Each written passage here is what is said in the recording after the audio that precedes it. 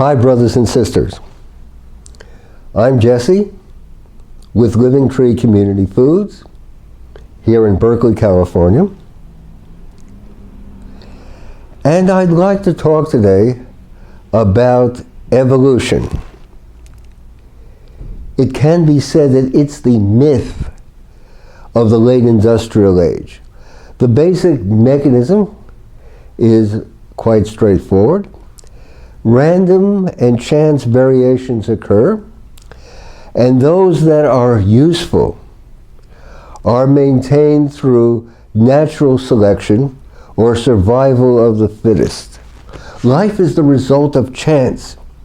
Man is a sort of animal that has arisen through a roll of the dice.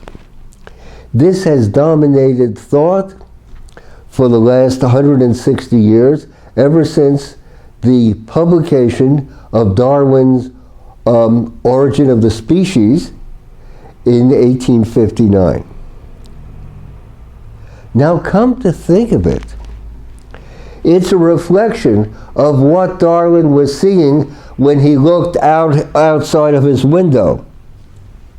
Startups and inventions are continually occurring. Competition weeds them out. Only the most profitable, the most useful, the most productive survive. What Darwin did was to project the reality of Victorian England, the war of all against all, onto nature. Random variations occur continuously, but only the fittest survive. We are thus the result of chance. There are no rules, no right or wrong, no good nor bad. In olden days, a glimpse of stocking was looked upon as something shocking, but now, heaven knows, anything goes. And so it does. Alas, there are a few difficulties.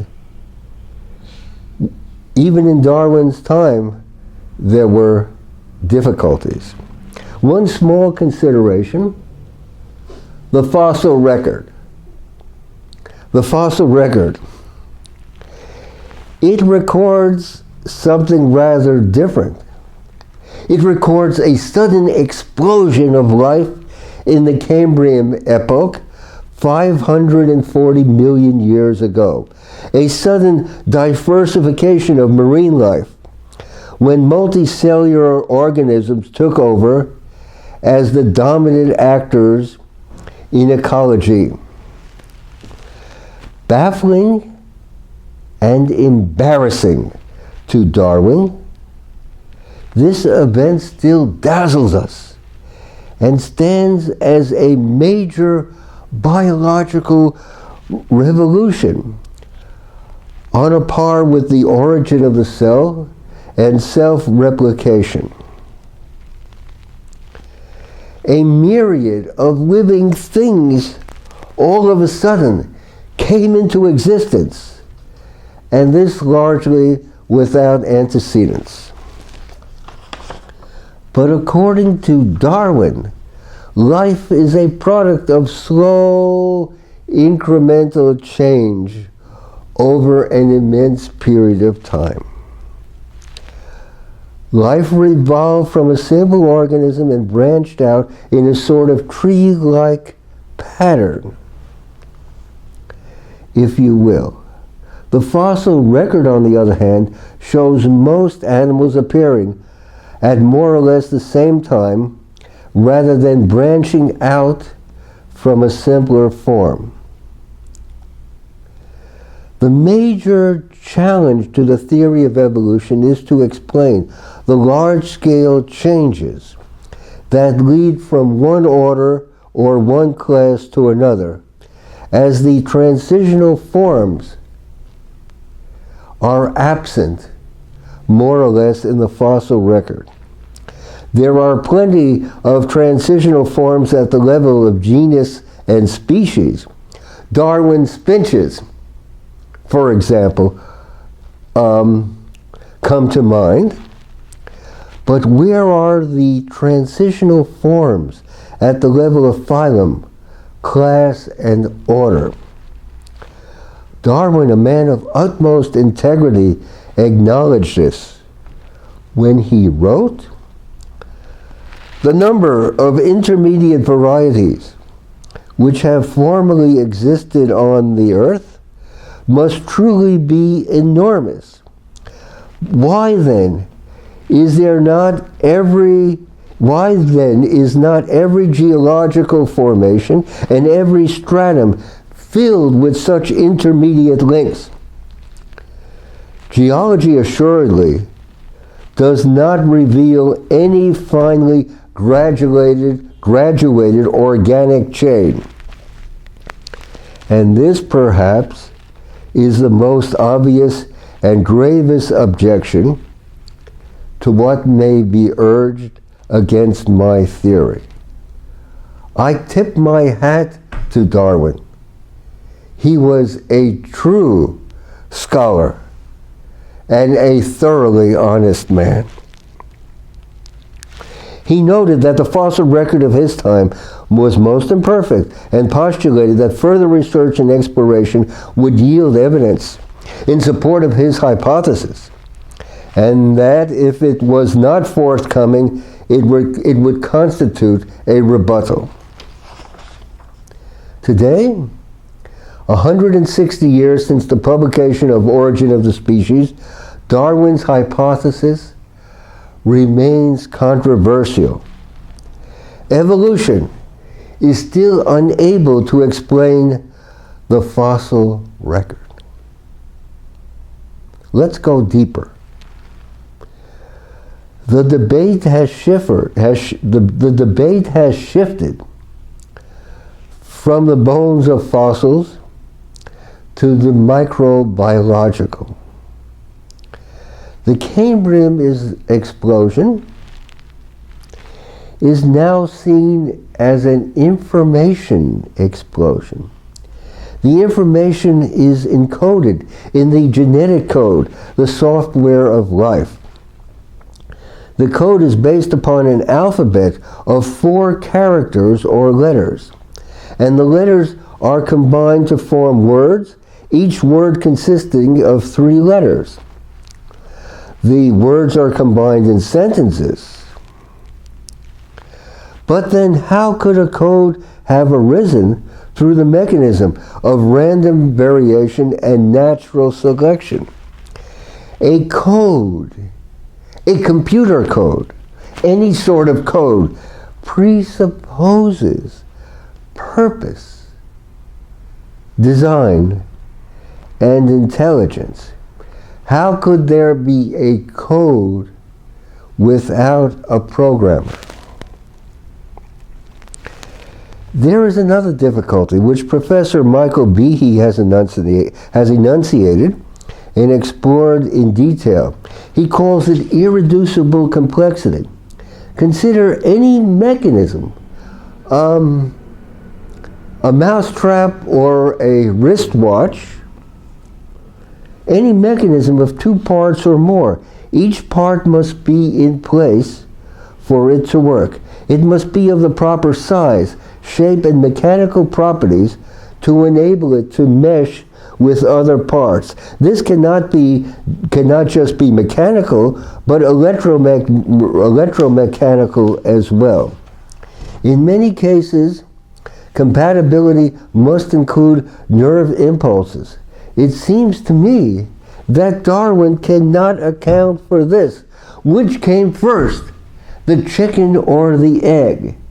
Professor Marcos Eblerlin tells us it takes a chicken to make an egg, but it takes an egg to make a chicken. Without a chicken, there would be no egg. But chickens that laid only partly evolved eggs, not fully functional eggs, would go extinct in a single generation. Furthermore, No single species comes into being alone. All species exist as part of an ecosystem. The unit of formation of life is not the single species, but the ecosystem in which it is embedded. But as with irreducible complexity, the mechanism of random mutations and natural selection cannot get a handle on this. It falls outside. Yet another difficulty is that the predictions of Darwin's evolutionary theory have yet to be replicated in the laboratory. Hence, it falls on its own scientific pretensions. Starting with dead matter, no one to date has been able to create an earthworm. There we have it, the fossil record, the genetic code, irreducible complexity, the ecosystem, and absence of replication constitute 5 weighty objections. But wait, there is a 6th, namely consciousness. Let us backtrack for a moment. The idea of evolution was not original with Darwin. In one of the most remarkable events in intellectual history, Alfred Russel Wallace came up with the concept before Darwin was able to publish. Darwin generously credited him with being the co-discoverer. In 1910, at the age of 87, Wallace granted an interview to a reporter. It is a bold declaration for intelligent evolution. In regard to consciousness, Wallace reasons that man's intellect, his reason, his artistic and musical ability, his wit, his talent, and most important, his moral sense, his kindness, compassion, honesty, and integrity cannot be explained via the Darwinian mechanism of survival of the fittest and random mutation. Rather, this must be caused by an intelligence that guided evolution.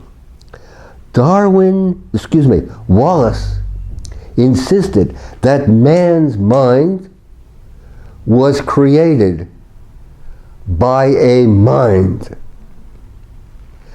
Furthermore, according to Wallace, man is given a soul or spirit. He says nothing in evolution can account for the soul of man. The difference between man and other animals is unbridgeable. In reply to the question, but in any case, you believe that there is purpose in creation? Wallace replied, it meets me everywhere I turn. I cannot examine the smallest or commonest living things without myself being uplifted and amazed by the miracle, by the beauty, the power, and the wisdom of its creation. Have you ever examined the feather of a bird? I think a feather is a masterpiece of nature. No man in the world could make such a thing or anything in the very slightest degree resembling it. He goes on to say, the scales on the wing of a moth have no explanation in evolution. They belong to beauty, and beauty is a spiritual mystery. What is the origin of beauty?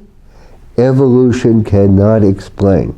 Why indeed are a butterfly, a deer, and an antelope beautiful? It seems to me that Wallace nicely summarized his work, summarizes his work when he says, my contribution is made as a man of science, as a naturalist, as a man who studies his surroundings to see where he is.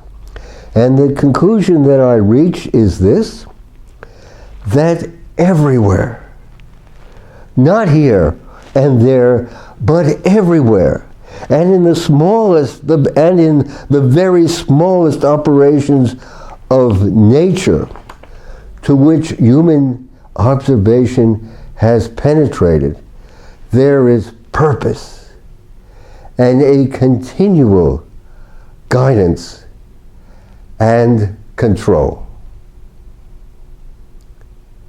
Thank you very much, brothers and sisters. A pleasure to share a few thoughts with you on a cold, wet day here in Berkeley. Your comments and suggestions are invaluable.